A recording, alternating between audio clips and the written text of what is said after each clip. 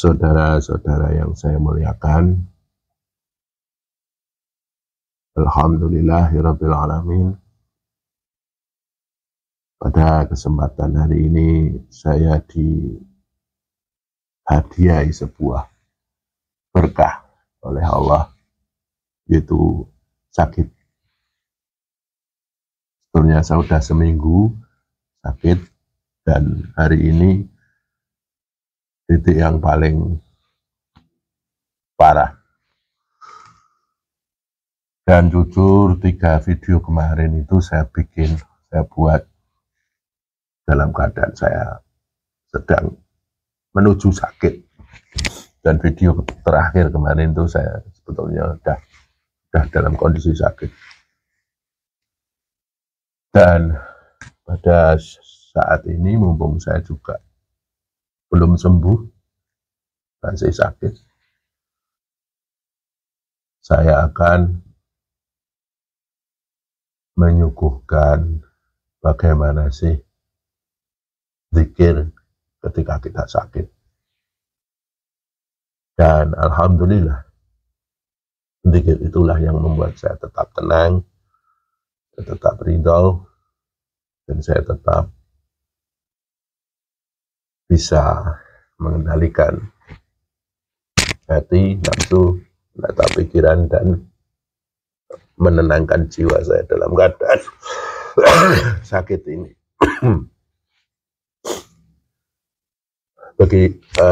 Adapun teknis tata cara ketika berzikir dalam keadaan sakit itu bagaimana? Yang pertama adalah tegakkan keridhaan kepada Allah dengan sakit kita. Kita sudah lama diberi kesehatan, dan kita sangat bahagia dengan kesehatan kita. Alhamdulillah, dan kita ridho dengan kesehatan itu. Maka ketika sakit pun diusahakan kita tetap ridho sama Allah. Bagaimanakah zikirnya? Zikir lisan dan zikir hati. Allah. Dan istilahnya, tanamlah satu benih keridhaan dalam zikir kita. Allah. Sakit ini Allah yang memberi. Dengan mengucap lafaz Allah, kita menanam satu bibit keridhaan, kemudian kita pupuk dengan zikir, dan dengan zikir itu kita jiwai resapi hayati bahwa kita ridho dengan ini semua. Tentu saja saya ini mengaturkan tata cara zikir ketika sakit.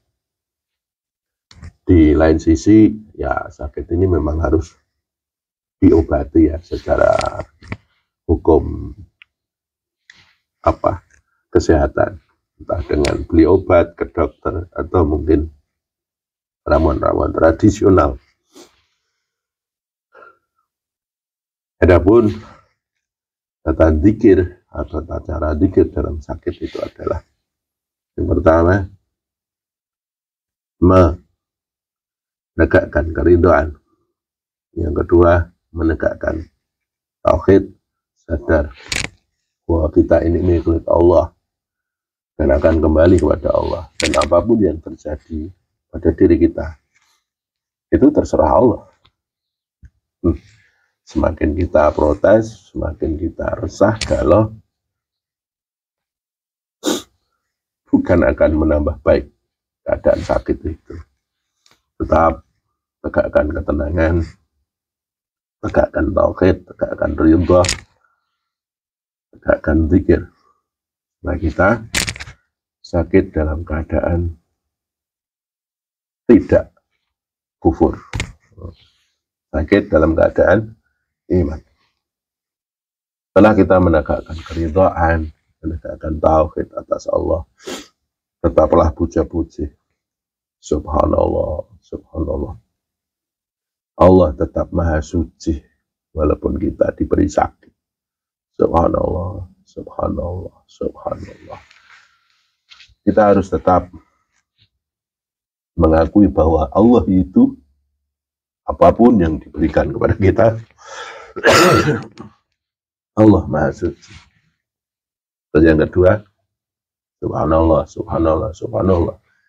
Dengan kesucian Allah itu kita berharap pikiran kita, hati kita, zahir batin kita tetap menerima dengan kesucian. Atau mungkin dengan sakit ini kita berharap akan mensucikan dosa-dosa yang ada pada diri kita. Selanjutnya, alhamdulillah, Allah tetap terpuji. Allah tetap terpuji. Apapun yang diberikan kepada kita. Allahu Akbar. Allah tetap maha agung. Subhanallah, alhamdulillah, Allahu Akbar. Tetap kita dawamkan dalam keadaan sakit ini sambil menunggu proses kesembuhan dengan apa yang sudah kita lakukan dalam hal menyembuhkan penyakit ini. Atau mungkin sakit ini karena dosa-dosa kita, kan? Dosa dalam arti bukan apa ya, kita mencuri atau menipu atau apa. Dosa dalam arti mungkin kita nggak bijaksana dengan tubuh kita, makan salah, minum sembarangan, ya, pola hidup yang nggak mendukung kesehatan kita.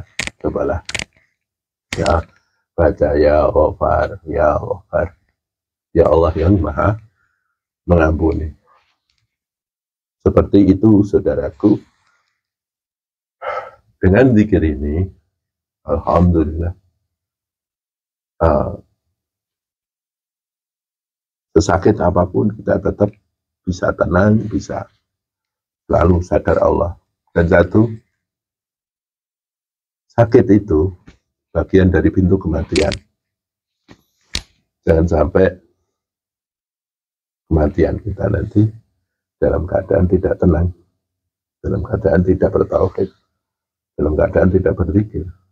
Karena man qala la ilaha illallah fi akhir hayatihi dakhala al-jannah. Barang siapa mengucapkan la ilaha illallah dalam arti koridor bertauhid, cipta rasa karsanya dari batinnya tetap bertauhid, maka surga balasannya.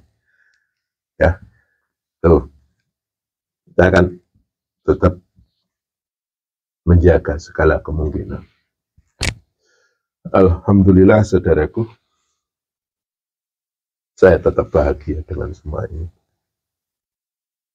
Mungkin dengan bisa lihat saya itu sakit, tapi apakah ada guratan-guratan kesedihan dalam diri saya? Insya Allah enggak. Ya, ini sekedar berbagi. Ya, semoga ada manfaatnya. Kurang lebihnya mohon maaf dan matur nuwun.